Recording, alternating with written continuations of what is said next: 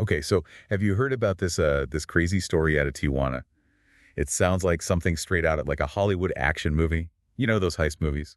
Well, this time it's real life, and it involves police officers stealing drugs from a cartel warehouse. Oh, yeah, I read about that wild stuff. So what are we diving into today with this story? Well, we got this news article, and it's got all the juicy details on this whole crazy heist and what happened after, with the cartels and everything. I think this one's a doozy. Sounds like it. All right, I'm ready. Let's hear it. Okay, so picture this. November 2023, Tijuana, Mexico. A group of cops, we're talking local and state police. They roll up to this cartel warehouse, load up a truck with what we can only assume is a massive amount of cocaine, and then they just vanish like they were never in there. Wow, that's bold. Like, really bold. Talking about rookie cops here or what? Who in their right mind would try to pull a fast one on a cartel, especially in Tijuana? Right. And get this, there's actually security footage of the whole thing. I mean, talk about leaving a trail of breadcrumbs. It's either that or some seriously misplaced confidence, Maybe they thought they were untouchable or had someone on the inside or something. But I gotta say, messing with the Sinaloa cartel is, well, it's not exactly a smart move. Well, let's just say they learned that lesson the hard way. Because the cartel's response, let's just say they weren't about to let this slide. It was swift and brutal. We're talking retaliation within hours of the heist. Yeah, the Sinaloa cartel doesn't play around, especially when it comes to disrespect like that. Didn't they hit some government buildings pretty quickly? Oh, yeah. Like less than a week after the robbery, bam. They hit the federal prosecutor's office in Tijuana with like over 30 rounds. And wouldn't you know it, that same hour, one of the officers involved in the heist turns up dead. Talk about a message. And that's the Sinaloa cartel for you. Led by Ismael El Mayo Zambada, one of the biggest names in the drug world. The guy's a legend, for better or worse, and he's not known for letting things slide. This guy's been running things for decades. He took over after El Chapo got caught. I mean, these guys control so much of the drug trade. And violence is definitely part of their playbook. It's how they maintain control, Send a message, and everyone listens. And they definitely sent a message. And it wasn't just a one-off thing. It kept escalating. So what else happened? What did the cartel do next? Well, a week later, they hit the state prosecutor's office. Another message. And then one of the detectives involved in the heist, well, he gets ambushed at a gas station. They shot him dead.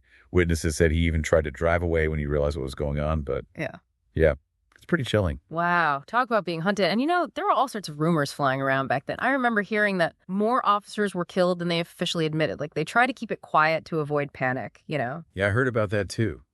Spooky stuff. I mean, this whole thing is just insane. I mean, even Alberto Capella, a former Tijuana police chief, he said, and I quote, "Tijuana has never seen anything of this scale." Well, he's not wrong. I mean, Tijuana has a long and bloody history with cartels, always has. But this was something else. It's like things reached a whole new level of crazy. I mean, you've got Sinaloa, of course, but then you've also got the Jalisco New Generation Cartel and what's left of the Ariana Felix organization. They're all fighting for power and territory. And Tijuana, being right on the border, well, it's prime real estate for them. Lots of money to be made, lots of drugs to move. It's like a never-ending war zone, and the residents are the ones caught in the crossfire. Yeah, it's really tragic. But then, on top of all that, the city decides to fight back against the cartels. But not in the way you'd expect. They targeted their music. Oh, yeah, the whole narco corrido thing. That was interesting. For those who don't know, these are like ballads that glorified drug lords in their lives, and they're super popular in Mexico, especially in places like Tijuana. Yeah, but the city decided to ban them, thinking it would somehow weaken the cartel's hold on the people. Right. It was a bit of a cultural crackdown.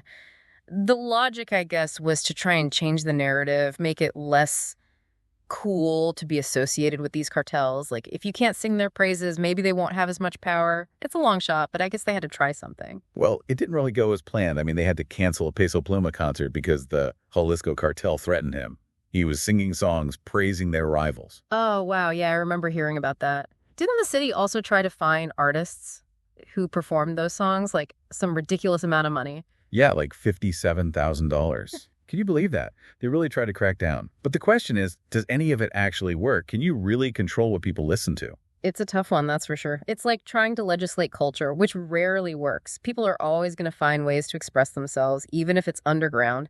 And the more you try to suppress something, the more appealing it becomes to some. But hey, I can see why they try. Yeah. It's a complicated situation, that's for sure. I mean, this whole thing is just wild. It's not just about a bunch of cops pulling off a crazy heist. It's about the power of the cartels, the corruption, the violence. It's a glimpse into the reality of what it's like to live in a city caught in the middle of a drug war. Exactly. And it makes you wonder, can Tijuana ever truly escape this cycle of violence? Or is it just destined to be a battleground forever? It's a question with no easy answers. But it's definitely something worth thinking about. Yeah. Well, that's heavy. Thanks for diving into this one with me. It's definitely one for the books. Anytime. And that's our deep dive for today. Thanks for listening. See you next time.